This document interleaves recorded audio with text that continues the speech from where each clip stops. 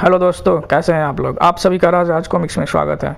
तो दोस्तों चलिए शुरू करते हैं जादूगर सीरीज का ये राज कॉमिक्स इंसाफ का खुदा, जो कि इस सीरीज़ का पहला कॉमिक्स है। लेकिन शुरू करने से पहले अगर आप मेरे चैनल पर नए हैं तो कृपया मेरे चैनल को सब्सक्राइब करना ना भूलें। यो बेल आइकन भी दबा दें ताकि आपको नए वीडियो की नोटिफिकेशन समय पर मिलते रहे। तो चलिए दोस्तों शुरू करते हैं। इंसाफ का खुदा। हमें दिखाई जाती है एक ट्रेन जो कि महानगर की तरफ जा रही होती है और वो एक पुल को पार करने ही वाली होती है। तभी एक जोर का धमाका होता है, ब्राम, और पूरी की पूरी ट्रेन नदी में जा गिरती है। उसी वक्त पुलिस मुख्यालय में इस महीने यह 5वीं घटना है। मालूम नहीं इन सब घटनाओं के पीछे किस आतंकवादी ग्रुप का हाथ है। वरिष्ठ पुलिस अधिकारी काफ़ी ही ज़्यादा परेशान थे, मगर वो कोई बहुत ज़्यादा ही खुश था। इस बार भी हमें कामयाबी मिली है। अब हमें इस मुल्क में चारों तरफ खून की नदियाँ बहानी हैं। मैक, जोहान, जिंगरो और रेड्डी, तुम सब तैयार हो? I am ready boss. मैं भी तैयार हूँ। मैं भी। तुम चारों को चारों दिशा में फैल जाना है और हर कम्युनिटी के बिगड़े नौजवानों को इकट्ठा करके तैयार करनी है खूनी ब्रिगेड की। तभी सभी चौंक पड़े और चिल्ला उठे, बॉस। वो शख्स भी मुड़ा और किसी को देख कर चिल्ला पड़ा, तुम? शादी के 30 साल हो गए। मुझे आज ही मालूम पड़ा कि हमारी कोठी में कोई तहखाना भी है और इस तहखाने में मेरे पतिदेव देश का सर्वनाश करने वाली योजनाएं बनाने पर तुले हैं। सभी उसकी बातें सुनकर चौंक गए थे। देश के सर्वाधिक खतरनाक माफिया डॉन जंग बहादुर की पत्नी सुमित्रा ने अपने पति का यह रूप पहली बार देखा था। वह पलट कर तहखाने से निकल गई। तब यह अच्छा नहीं हुआ दोस्तों। मेरी पत्नी के माता पिता दोनों ही स्वतंत्रता सेनानी रहे हैं। देशभक्ति के कीटाणु इसमें भी कूट कूट कर भरे हैं। इससे पहले कि वह हमें नुकसान पहुँचाने वाला कोई हरकत करे, तभी बीच में टोकता हुआ रेड्डी बोल पड़ा, आई एम रेडी बॉस। मैं समझ गया हमें क्या करना है। और थोड़ी देर बाद जब जंग बहादुर उस तहखाने से बाहर आया, तब, क्या कर रही हो? यह कैसा कागज़ है तुम्हारे हाथ में?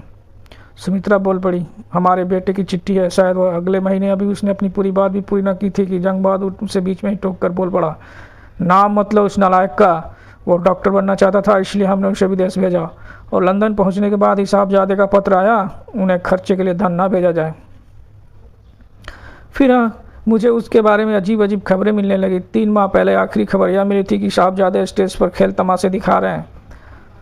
खेल तमाशे दिखाना कोई बुरा काम तो नहीं। बुरा काम तो वह है। बीच में ही टोक पड़ा जंग बहादुर, जो मैं करता हूँ। यही कहना चाहती हो ना तुम, और इसलिए शायद तुमने पुलिस को फ़ोन किया है।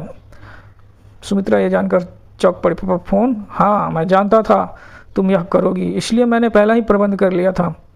यह रहा वो टेप जिसमें तुम्हारी पुलिस से बातचीत दर्ज है, और वह है वो पुलिस वाला जिससे तुमने बातचीत की थी। ये जानकर सुमित्रा चौंक पड़ी। नहीं। तभी दूसरे दरवाजे से अंदर आया जोहान। खिड़की पर प्रकट हुआ जिंगरो। बॉस चौंक पड़ा, रेड्डी कहाँ है? रेड्डी बाथरूम से शीशे को हटाकर कूद पड़ा, मैं यहाँ हूँ। I am ready boss. फिर जंग बहादुर का संकेत पाते ही चारों सुमित्रा देवी को खींच ले चले। नहीं, ये लोग कहाँ ले जा रहे हैं मुझे? कहाँ भेज रहे हो तुम मुझे? क्या करना चाह रहे हो मेरे साथ? छोड़ दो मुझे, छोड़ दो। सुमित्रा चिल्लाती रही, लेकिन उन कमीनों के कानों पे एक जू तक ना रेंगी। दूसरे दरवाजे के पीछे खड़ी बुढ़ी डॉक्टरानी कौशल्या ने थर थर काँपते हुए दृश्य देखा, लेकिन उसकी हिम्मत ना हुई कि वो मेम साहब की कुछ मदद कर सके। मगर सुमित्रा ने तहखाने से लौटने से पहले जो पहला काम किया था, उसने अपने बेटे के नाम एक पत्र लिखा था। वो पत्र कई हाथों से गुजरता हुआ आखिरकार सही जगह पर पहुँच गया। हमें दिखाया जाता है एक हाथ उस पत्र को उठाते हुए, फिर हमें दिखाया जाता है कैलेंडर पर तारीखें बदलती हुई, मार्च 25, सितंबर 24। फिर 6 महीने बाद हमें दिखाई जाती है एक ट्रेन जिसके कुछ डब्बों में कुछ लोग बातें कर रहे होते हैं। एक चाल और 200 की चाल। क्या पत्ते आ गए? चलो सो करो। 3 इक्के। सभी चौंक पड़ते हैं। हा। बाजी काफ़ी मोटी रही, सबके पत्ते फंसे थे। जुआरी जैक्सन नोट समेट ही रहा था कि तभी, ठहरो, यह हुक्म का इक्का तो ताश की गड्डी में ही है, सबसे नीचे से ऊपर वाला पत्ता। आवाज़ सुनते ही सभी जुआरियों ने जल्दी से ताश की गड्डी देखी। गड्डी में एक हुक्म का इक्का था। अगले ही पल पिला पड़े जैक्सन पर और उसे मारना स्टार्ट कर दिया। नीच, बदमाश, धोखेबाज। जैक्सन चीख पड़ा, मुझे बचाओ मेरे बाप, वरना ये लोग मुझे मार मार कर मेरा भुर्ता बना देंगे। छोड़ दो इसे। आवाज़ सुनते ही जैक्सन व तीनों जुआरियों ने कहने वाले की तरफ देखा और अगले ही पल ट्रेन का दरवाज़ा खुला और उसे ताश की गड्डी बाहर गिरती हुई नजर आई। जुआ खेलना कानूनन अपराध है, इसलिए इस ताश के पत्तों को भी उड़ जाने दो। ठीक उसी समय ट्रेन के डिब्बे की दूसरी ओर, तैयार हो जाओ, पुल आने वाला है। मगर जैक्सन कहाँ है? कमबख्त जुआरी 2-4 लोगों को पटाकर जुआ खेलने बैठ गया होगा। बदमाश को हर जगह जुआरी मिल ही जाते हैं। तभी लो वह आ गया जैक्सन। अब रहमत को टॉयलेट से निकलने का इशारा कर दो। तभी दिखता है कि एक बंदा टॉयलेट के दरवाजे को खटखटा रहा होता है। क्या हुलिया बना रखा है, कहीं से पीट पिटा के आ रहे हो? जैक्सन के चेहरे को देखने से ऐसा लग रहा था कि जैसे उसकी बहुत सारी पिटाई हुई हो। हाँ, जिसने पिटवाया उसी ने जान बचा दी। जरूर कोई जादूगर है वह। जादूगर? जैक्सन ने अपने साथी को सारी बात बताई। फिर बोला, समझ में नहीं आता, उससे कैसे पता चला कि हुक्म का गड्डी में कहाँ है? तू यह जुए की आदत छोड़ दे, वरना किसी वजह हम सब मारे जाएंगे। बास ने हम सब की गर्दनें काट देनी है। तभी किसी की आवाज़ सुनकर वे सब चौंक पड़े। नहीं, वो ऐसा नहीं कर सकता। कौन हो तुम? वही जिसका अभी जैक्सन ने तुम सबसे जिक्र किया था। जादूगर? सभी चौंक के चिल्ला उठे, जादूगर जादूगर। तभी उनमें से एक बंदा बोल उठा, ओए अगर तू जादूगर है तो हमें खूनी ब्रिगेड के कालदूत, और आज हम गोलियों की बारी सबसे पहले तुम पे करेंगे। जैक्सन, बनते, मदन, मोहन, टॉयलेट से अपनी अपनी गनें निकाल लो। तभी जादूगर बोल पड़ा, किससे करोगे गोलियों की बारिश? तुम्हारी गनें तो पिघल रही हैं। और देखते देखते उनकी हाथों में थमी गनें मोमबत्ती की तरफ पिघलने लगी। ये क्या? तभी बंतासी, मदन मोहन और जैक्सन टॉयलेट को भागे और अपनी अपनी गनें उठाकर लाए। मगर जादूगर का सम्मोहन जादू चला। और ये क्या? तुम लोग के हाथ में सांप कहाँ से आ गए? सभी ने देखा उनके हाथ में गनों के स्थान पर सांप थी। सभी चीख पड़े, ई। सच्चाई ये थी कि वो गन उठा ही नहीं पाए थे। और उधर रहमत, मेरी गन तो बिल्कुल पिघल गई। मेरी भी। सच्चाई ये थी कि वो अपनी गनें अपने स्वयं हाथों से गिरा चुके थे। तभी पुल आ गया। ट्रेन की गति धीमी हो गई है। ठीक उसी समय ट्रेन के कई अन्य डिब्बों में गोलियों की बारिश होने लगी। रे टे टे टे टे रे टे टे टे टे टे। लोगों की चीखें हर जगह से आने लगी। खूनी ब्रिगेड के अन्य बहुत से खूनी खून खराबा कर रहे थे। अगले दिन पुलिस मुख्यालय में महानगर एक्सप्रेस के सिर्फ एक डब्बे को छोड़कर सभी में बहुत खून खराबा हुआ है। पता करो उस डिब्बे में कुछ क्यों ना हुआ है। और सभी अखबारों की मुख्य सुर्खियों में भी यही समाचार था। महानगर टाइम्स, ट्रेन में नरसंहार। पुल के पास गाड़ी धीमी होती एक को छोड़कर हर कंपार्टमेंट में गोलियों की बारिश होने लगी। बचे खुशे यात्रियों ने बताया, हत्यारे पुल के बाद चलती गाड़ी से उतरकर भाग निकले। जब लोग सुबह का अखबार पढ़ रहे थे और ब्रेकफास्ट कर रहे थे, तब शिव, तुम्हारा ही ग्रुप नाकामयाब रहा है। क्यों? रहमत, बंतासी, मदन मोहन और जैक्सन, जवाब दो। क्यों नाकामयाब रहे हो तुम लोग? मैक दी ग्रेट को क्या जवाब दूंगा मैं? तभी एक आवाज़ गूंजती है, यही कि तुम्हारे सभी आदमियों ने पुलिस के सामने आत्मसमर्पण कर दिया है। वो मुड़ा और चौंक पड़ा। आए? यह आवाज़ क्या दीवार से आई? कौन है? जब वो मुड़कर देखा तो उसकी कुर्सी पर कोई बैठा हुआ था। अच्छा, तो तुम हो मेरी कुर्सी पर? मगर तुम यहाँ आए कैसे? कहाँ से आए? तभी जैक्सन चीख पड़ा, बॉस ये आदमी जादूगर है। बाकी के लोग भी चीख पड़े, इसने मेरी गन पिघला दी थी। मेरी भी। हमारी गनें सांप बन गई थी। ओह, तो तुम हो वह जादूगर?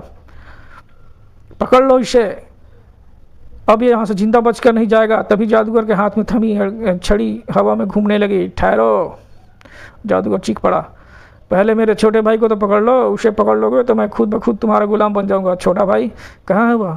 सभी चौंक पड़े, यहाँ तो कोई भी नहीं है। कि तभी दिखाया जाता है कि जादूगर से शरीर से एक बलिष्ठ योद्धा प्रकट होता है ना? यह रहा मेरा छोटा भाई तूफान। तूफान? यह क्या नाम हुआ? जैसे किसी घोड़े का नाम हो। तूफान न किसी जानवर का नाम है न इंसान का। तूफान तो बस तूफान है। और तूफान ने देखते ही तूफान मचा दिया।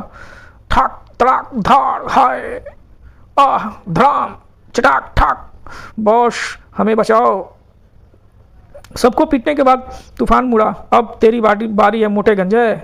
मगर मोटा गंजा तैयार था। आजा कल उठे, ग्रैंड गुडप्पा तेरी बॉडी का फलूदा बनाने के लिए तैयार है। अपने हाथों में पकड़े हुए चेन को घुमाते हुए ग्रैंड गुडप्पा ने देखते ही देखते तूफान को चेन की आगोश में ले लिया। कि तभी तूफान ने उन चेनों को एक रसकच्चे धागे की तरह तोड़ डाला। तड़ाक तड़ाक।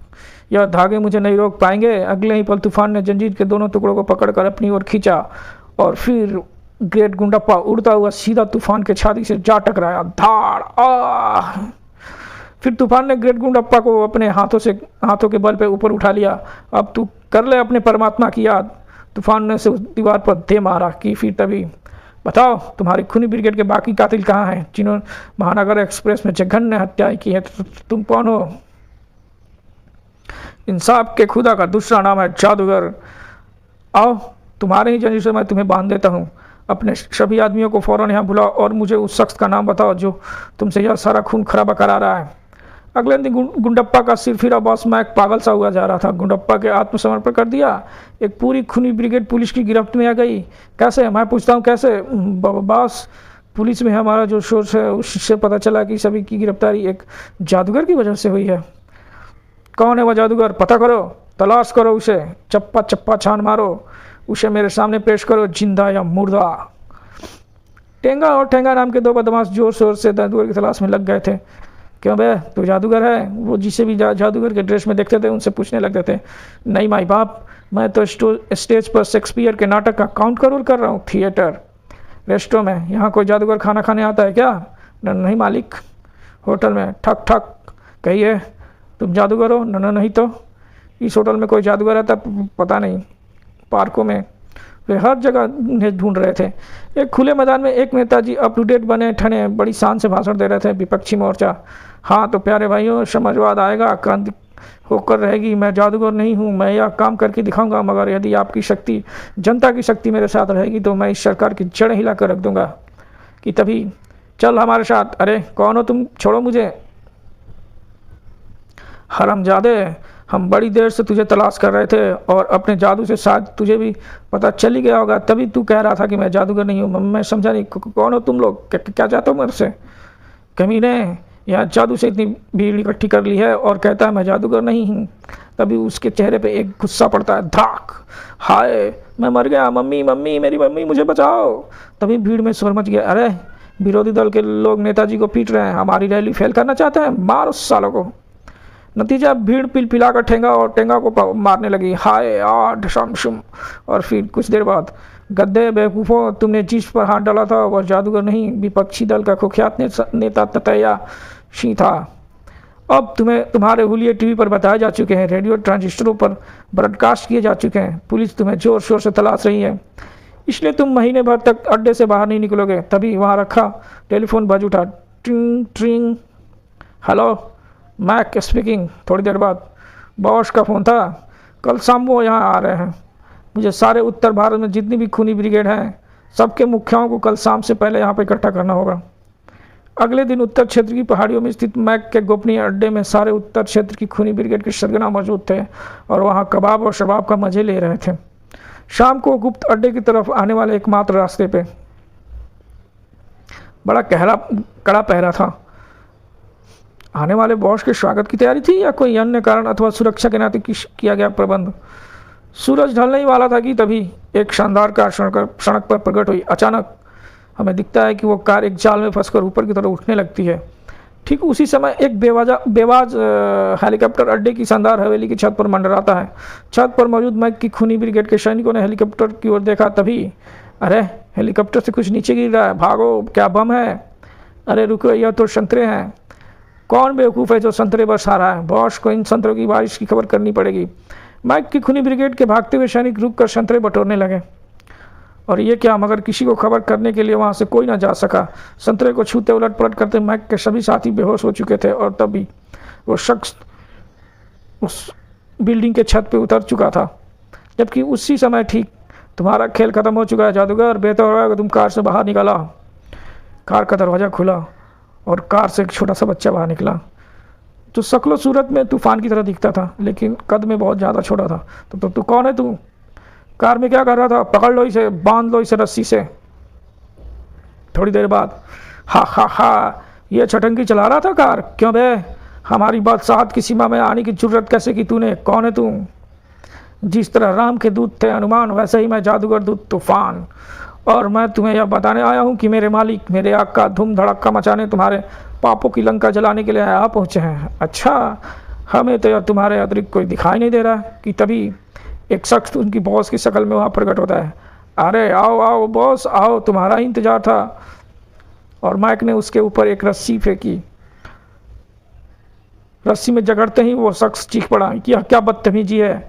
यह बदतमीजी नहीं, तुम्हारे दुस्साहस का इनाम है। मुझे सब मालूम है, कल तुमने ही बॉस के रूप में हमें फ़ोन किया था और आज बॉस बनकर मेरे सामने आए हो जादूगर। तुम्हें तो मैंने पहचान लिया क्योंकि मुझे मालूम है कि बॉस 6 महीने से दुबई में अपना मुख्य अड्डा बनाए हुए हैं। मगर यह कौन है? वो तूफ़ान की तरफ इशारा करके बोलता है। तभी वो शख्स बोल उठता है, यह है तूफ़ान और मैं ही वो जादूगर जिसकी तुम्हें तलाश है। अचानक दिखता है कि तूफान अपने शरीर को बड़ा करने लगता है और उस पर बंधी हुई रस्सियाँ टूटने लगती है। कड़ाक। तूफान का आकार बड़ा होता चला गया था। फिर अगले ही पल वह वहाँ पे खड़े गार्डों पे टूट पड़ता है। ठाक धड़ाक। यह देखते ही फायर, चांद से मार दो इन दोनों को। सबकी पिस्तौलें और गनों का रुख तूफान की ओर हो जाता है। गोलियां तूफान से टकराई मगर उसका कुछ न बिगाड़ पड़ी। था रे टे टे टे टे था रे टे टे टे टे। यह जादूगर माइक के सामने था। तूफान अकेला ही सबसे निपट लेगा, मगर तुम मुझसे कैसे निपटोगे? तुम्हारी रिवॉल्वर तो कबूतर बन के उड़ती जा रही है। जादूगर का सम्मोहन जादू चला और माइक के हाथों में थमा हुआ पिस्टल एक कबूतर बनकर उड़ने लगा।